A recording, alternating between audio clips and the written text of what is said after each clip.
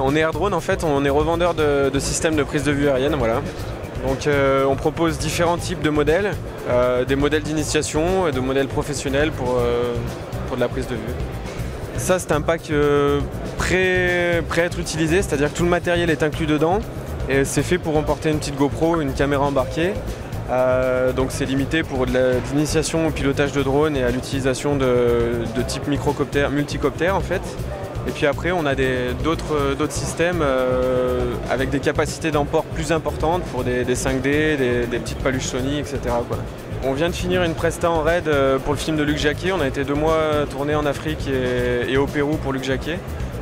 Donc on couvre de la GoPro jusqu'à la caméra de cinéma en fait. Donc on va de 0 à 50-60 km/h et après sur la grosse version, donc sur la version raid, on est allé à des vitesses de plus de 70 km/h. En fait c'est l'inertie de l'engin qui permet d'avoir de la vitesse. Il faut vraiment un spécialiste pour piloter ce type d'appareil. Pas forcément demander à un aéromodéliste amateur de faire ça.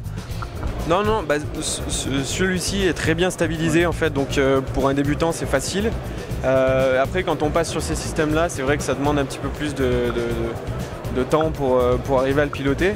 Mais ce système-là, il y a un GPS dessus qui permet de verrouiller la position, donc c'est très facile d'utilisation, c'est très ludique en fait. Après, quand on passe en manuel, tout de suite ça devient un petit peu plus joueur, mais ce système-là est très bridé et c'est facile d'utilisation.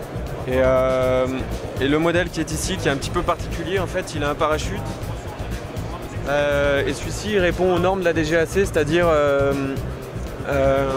aux dernières lois en vigueur qui ont été votées au mois de mai, qui imposent des limites de chute de 5,8 mètres secondes. Donc on a développé un parachute pour répondre à cette législation. Alors le petit, on est à 15 minutes d'autonomie, 15-20 minutes, et les gros, on tourne aux alentours de 7-8 minutes d'autonomie. Donc le kit est fourni avec 2 batteries, donc avec chaque batterie on a 15 minutes d'autonomie, et pour recharger la batterie il faut compter 45 minutes. Donc là, ce pack là, on sort un pack à 2 000 € hors taxe, donc avec batterie, chargeur, le drone, le retour vidéo sur un écran 7 pouces et sa radiocommande de pilotage. Donc c'est un pack complet avec le prêt à être utilisé qui a déjà été testé en vol, tout réglé.